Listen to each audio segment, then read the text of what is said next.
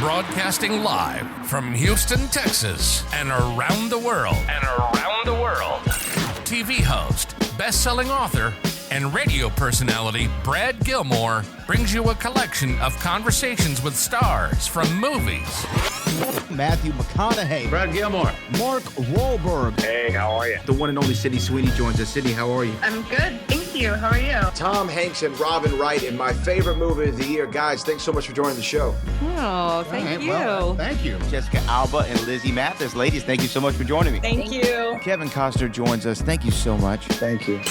Television. Jimmy Fallon joins us this morning. Jimmy, how you doing, my friend? Good morning. Thank you so much, Brad, for having me. I appreciate this, bud. One of my all-time favorites, Vince Vaughn, joins us right now. Vince, thanks, man. Oh, great to be with you, Brad, and great to be talking to Houston. Good morning to you. We got Owen Wilson. We got Judy Greer. Thanks for joining the show, guys. Thank you. Jay Leno joins us. Jay, how you doing? Hey, Brad, what's going on? We got Anna Sawai joining the show. Anna, thanks so much for joining us. Thank you, Brad. Music. Lola Monroe. Thank you. Thank you for having me. The legendary frontman of AC/DC, Brian Johnson, joins us right now. Brian, how you doing? Good morning, Brad. What looking at talking me funny, lad. Megan Trainor. Thank you so much, Brad. You're awesome. Paris Hilton, the infinite icon herself, is on the show. Paris, love the film. Thank you. I'm so proud of it. And more. This is The Collection. Now your host, The Boat. Brad Gilmore!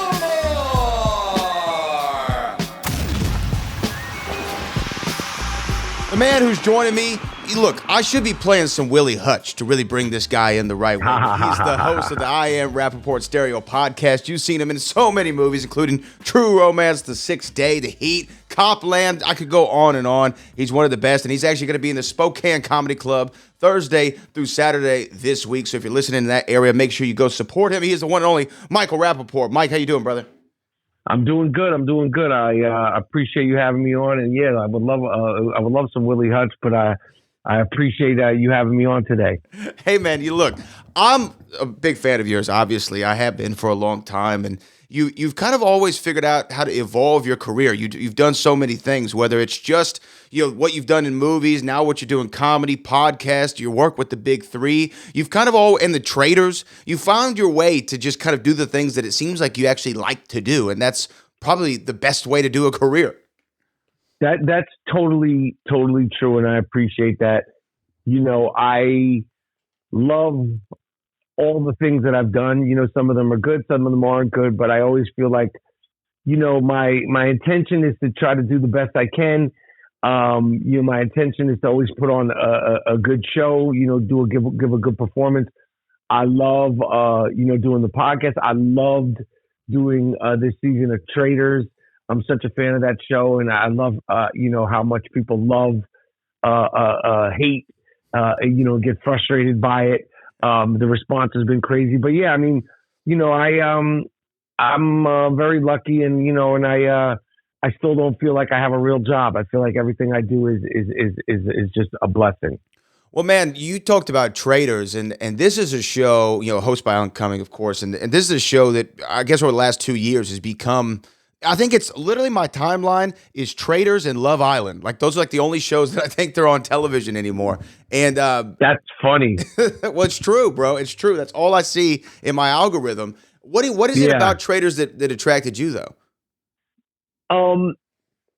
I just love reality television, and Traitors in particular. I think it's just so unique. I think now doing it, it's very, very unpredictable. You really don't have any idea, like being a part of it. You have no idea how it's going to play out day to day. And the production and the producers, they do a very good job of keeping you, the participants, on their heels and on our toes. And and I think it resonates with the viewer. Like I was a huge fan watching it, and then doing it. I know why and see why it works. We don't know what the heck is going on in there. And I think the viewers don't know what the heck is going on, even though when you're watching the show, you're more privy to it. So it's just good TV, and at the end of the day, I think with all the crap going on in the world, reality TV and sports for me are just, what the TV was invented for. It's an escape. And I loved being a part of it. When you go into a show like Traitors, having watched it, and you go into it, do you go in like with a strategy, like of how you think that the game's going to be played or how you want to play it? Because it seems like, look, some of the best, whether it's Rodman or I guess this generation would be Draymond. Sometimes the agitators, Pat Bev, if we're talking NBA, sometimes the agitators, the guys who know how to work it from a mental aspect, are just as successful as anybody who has the physical capabilities in the game. Did you go in there with a certain strategy? Honestly, I went in with a strategy, and my strategy went out the door as soon as we started. And I think that was for the best. I'm not, I was there to put on a show. I wasn't, I realized from doing it, one of the things that I took away, like, I am a lot more shy and a lot more private than people would expect. And I wasn't trying to be coy. I wasn't trying to be cute. I wasn't trying to mislead or anything like that. And obviously, if you're going to win the show, you need to do those things. You need to be coy, cute, and mislead. That's just not something that I'm comfortable doing. I was there to break balls, agitate, and put on a good show. And I did that as best I could for as long as I could. And, some of the people in there are extremely judgmental, take themselves way more seriously than I do. And, and it worked out how it worked out. But, the people know and the fans know, and I've gotten so much love and support. And, people had a good time watching the show. So, I did what I was supposed to do, and everybody, did what they were supposed to do. And it was inevitably, the most watched season of Traitors yet. So we all win. So you're doing something. You knew what you were doing, man. You knew what you were doing. And I think that I think it was Joan Rivers who said life's too short to be taken seriously. I don't like when people take themselves too seriously, especially in a fun game like Traitors. But man, exactly. Talk to me about what you're doing at the comedy clubs now. I mean, is this kind of an extension of what we see you do on social and your podcast? Like, if people come into Spokane or wherever you're going to be, what can they expect? That's a good question. Pretty much what you would think, like I talk a lot of trash, I talk trash about myself. I talk trash, about a bunch of things, but I like to establish that I could take it as good as I could give it. Talk, about being married, talk about, being divorced, talk about being a father, talk politics, talk sports, talk, to the audience. And, I try to, I have an act obviously, but I try to keep it free flowing and feed off of, the vibe and the flow and the energy of the crowd any given night. So it's exactly what you would expect. And I think more, and, it's some ranting, it's some introspective. It's kind of, just very, very genuine and very, very honest.